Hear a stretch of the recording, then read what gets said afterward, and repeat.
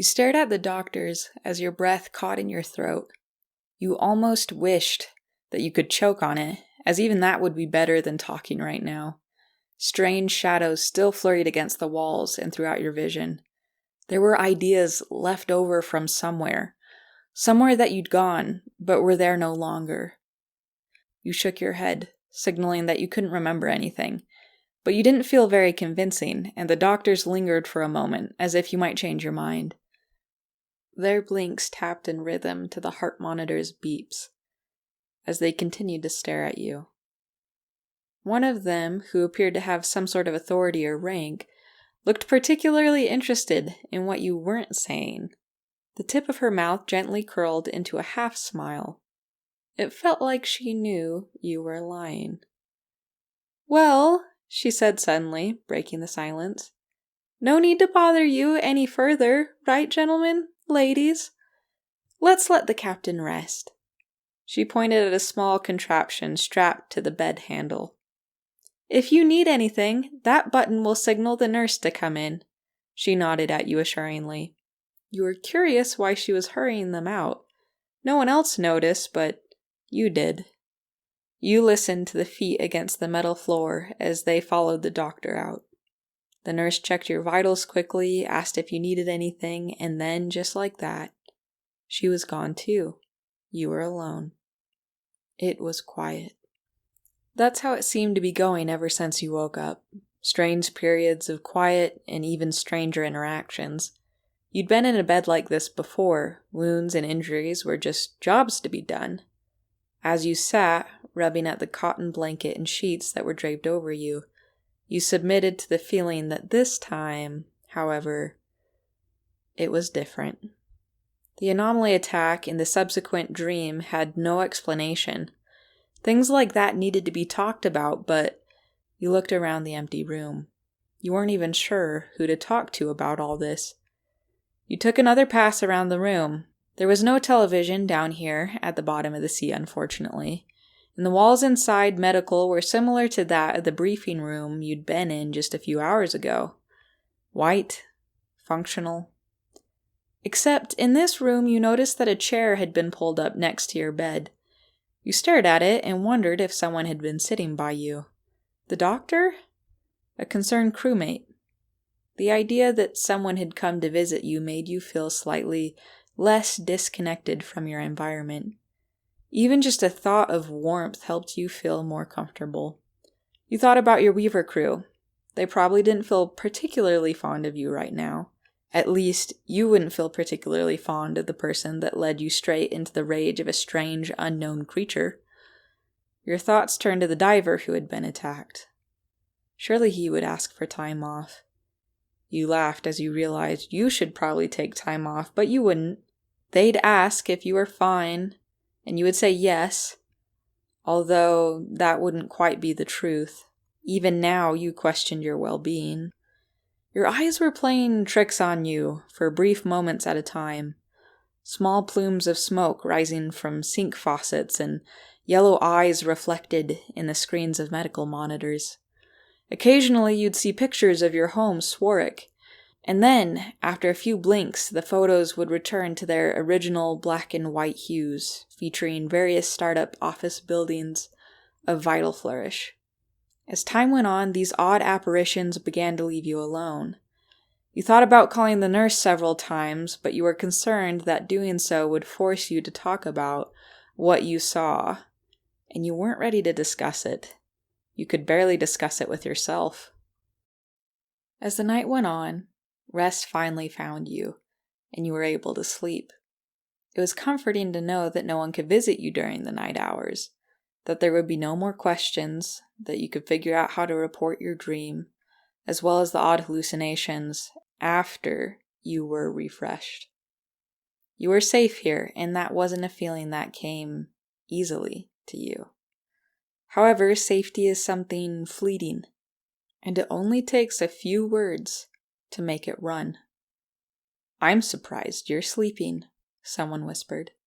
You shot upwards out of bed, your body tensing and your eyes straining to see the figure in the darkness. You hadn't heard anyone enter your room. "Calm down." It was more of an order then an assurance. I'm not here to hurt you. You saw something, right? Earlier? You didn't say anything. You were still half asleep and half skeptical that this was just another apparition that would disappear after a few moments.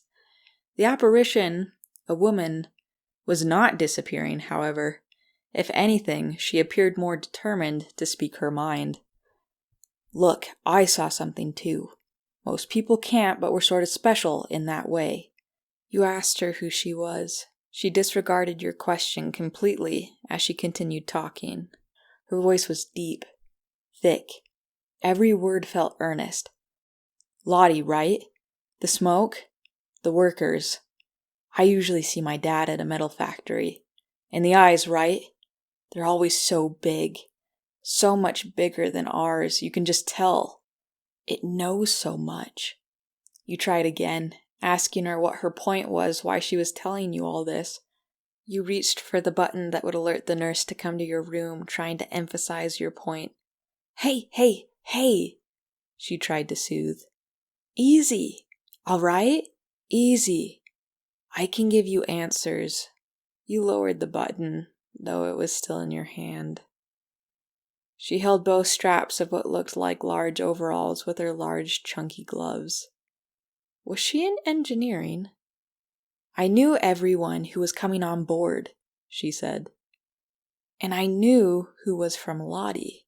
After what happened to you out there, I had a hunch that you were one of the inoculeans. Your stomach twisted.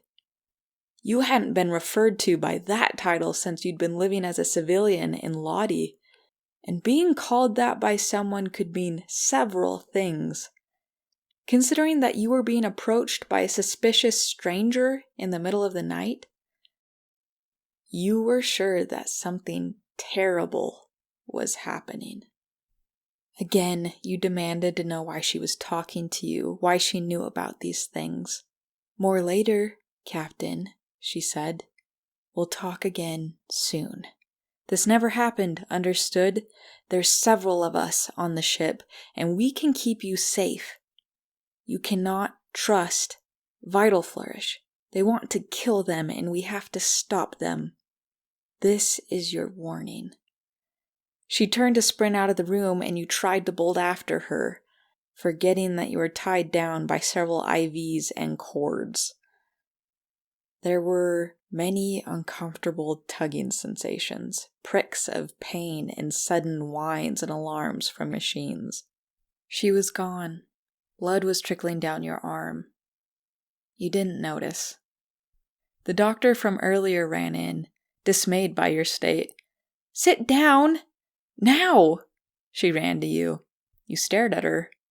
Did she not just see the woman? Idiot, she said under her breath as she turned off the alerts. You tried to talk to her as your breath rocked back and forth between your lungs and the outside. You still felt shaky from your experience.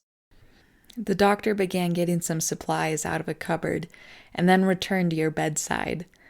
I need to fix your IV, she said matter-of-factly, cutting off your explanation of what just happened. You were dumbstruck. After a few moments of you staring at her and her taking out your IV and applying pressure, she finally looked up.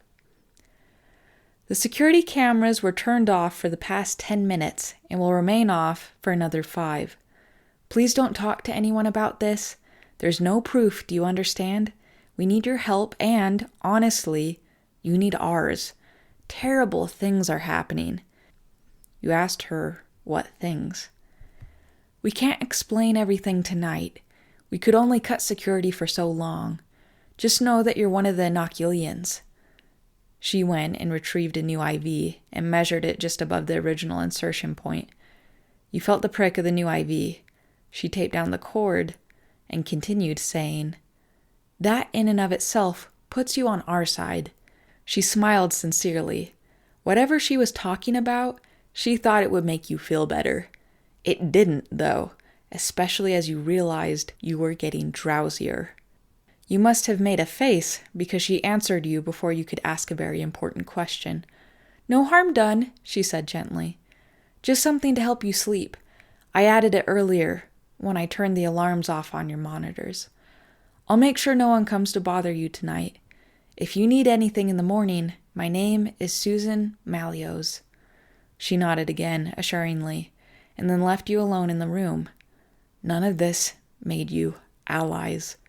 Why was she talking like you were allies? What time you had left before you were dragged into an unwanted slumber was filled with anxious thoughts about the term inoculean. When you were young, you remembered the day your parents took you to the hospital in Swarwick. Every screen you turned to, there were headlines of the number 25. It was a special number. There were flashing lights, photographs, hordes of people gathered. You felt like a hero. Unfortunately, later, you did not feel so revered. You felt mocked, as a matter of fact. Even though you did not have the same symptoms as many of the other individuals, you never felt right about how they were treated. And you especially understood now. Because as you sat in this bed, you realized that you were having the same symptoms as the others had then. You were seeing the creatures in the sea. Instead of seeing the future, however, you were seeing the past. You had come to the bottom of the sea to distance yourself from the difficulty of living in your nation, just as you'd done so many times before. But now, you realized that while you could run from people, you could not run from the things that lived inside you, and in your case, flowed in your blood. You felt your new IV in your arm and looked at it thoughtfully as your head felt like it was being buried beneath the folds of your pillow. It was an odd imprisonment. If you tried to undo any electrodes or took your IV out, the monitors would alert your captors that you were escaping. Were the doctors in on this conspiracy? How many believed that Vital Flourish was malevolent? They were the ones who made you an inoculean in the first place. It was then that your head and your torso and limbs slipped through the covers into heaviness. Your eyes closed. Sleep would make you wait until the morning to find more answers. The next morning you were discharged. You made your way out of medical and immediately went back to your quarters. You stayed there for several hours, checking to make sure that nothing had been taken from your desk or drawers. You didn't know where to report. You didn't know who to trust or what was happening. It felt confusing to think that Vital Flourish could be capable of anything other than healing and mending. If they were bad, did that make you bad? And could you trust the words of a group of people that had infiltrated your medical room and made you feel threatened? You walked out of your room and into the hall, making your way to the cafeteria. You kept glancing around to see if anyone was looking at you. No one was. You were grateful that it didn't seem like anyone was aware that you were inoculean, and, on top of that, you were grateful that you did not have to confront your crew today, and the many questions that they no doubt had. An intercom crackled to life, sending a message to the entire base. Several strange occurrences have happened throughout the research facility, both in its construction and during its official operation. We ask any personnel who have fainted for any period of time to please report to R&D at W4 immediately. Professor Corb Arrows and Dr. Susan Malios and their teams will be working in conjunction to understand the nature of these incidents, and if they are correlated to the research area known as the bottom of the longest drink, please report immediately. Thank you. You stared over at the line of people waiting for food distribution. Everyone was served the exact same amount. Workers weighed portions and machines deposited the rest on your plate. Surely you had time to get breakfast before having to report to W4 and whatever other unknowns that waited for you there. You quickly got in line and tried to keep your head down, ignoring the people around you. You were served citrus toast and sausage, as well as a glass of juice. You were also given a snack for the midday, but realizing you hadn't eaten since yesterday, you opted to eat it along with your breakfast. As you were polishing off the last bit of your cup of juice, you heard a familiar voice behind you. You turned to see Chief Morgan's. "Hello there! Glad to see you're out of medical. A nasty encounter you had yesterday. But I thought you reacted well to the dangers present. You communicated with the other crews, wasn't afraid to take action with yours, going after the anomaly to investigate like you did. Well, I just think it was quite gutsy. Just what we need around here, between you and me." You thanked him for his kind words, but couldn't help but feel distracted as you wondered if Chief Morgan's was for or against the people who had visited you last night. Perhaps he had no idea. You really didn't either. "Are you on your way to W4? I'll be on my way there myself. Had a nasty spell a few months ago, right when this place opened. Blacked out and everything. Would you like to go with me?" You tried to think fast. You'd initially wanted to try to find the woman who had visited you last night in hopes of getting more information, but perhaps keeping a low profile would be better. Should you go with Captain Morgan's to W4 for testing? Or should you try to find the mysterious woman from your night in medical?